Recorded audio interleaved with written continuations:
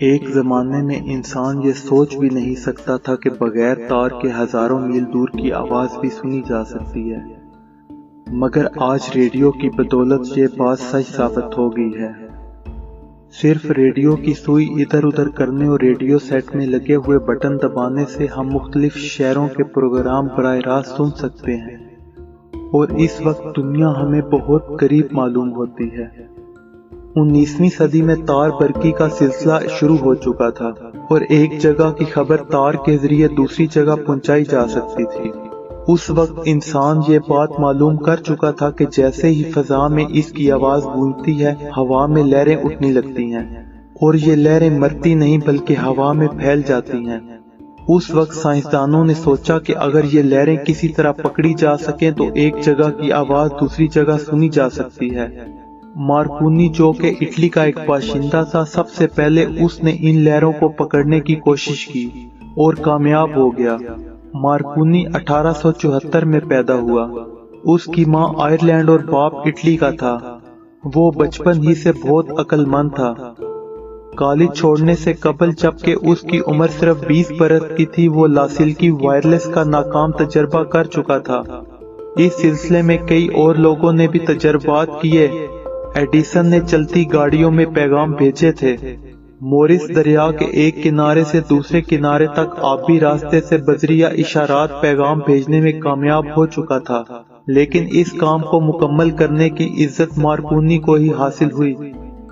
ایک دن مارکونی اپنے مددگار کیمپ کے ساتھ کمرے میں بیٹھا ہوا تھا۔ اس کے کان پر ٹیلی فون کا ریسیور لگا ہوا تھا۔ اس نے انتظام کر دیا تھا کہ ایک خاص مقررہ وقت پر وہ کچھ اشارات بھیجے گا۔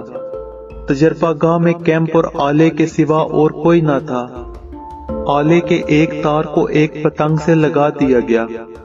پتنگ 400 فٹ کی بلندی پر فضا میں اڑ رہی تھی۔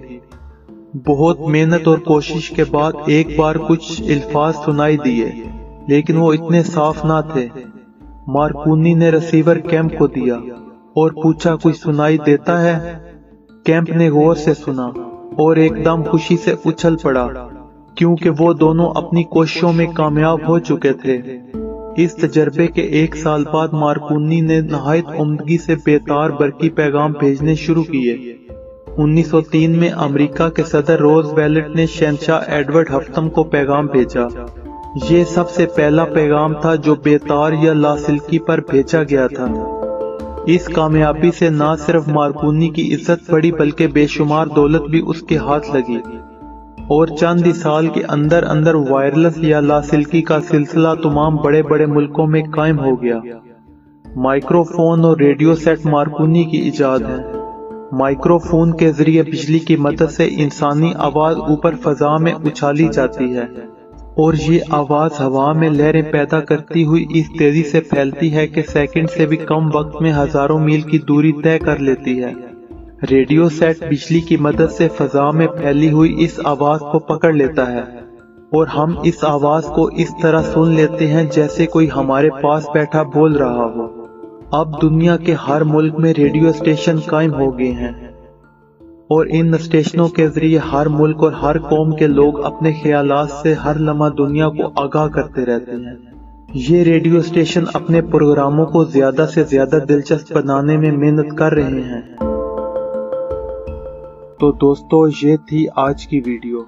اگر آپ کو یہ ویڈیو پسند آئی ہے تو اس کو لائک کر کے اپنے دوستوں کے ساتھ بھی شیئر کریں، اور کومنٹس میں اپنی رائے ضرور دیں۔ شکریہ۔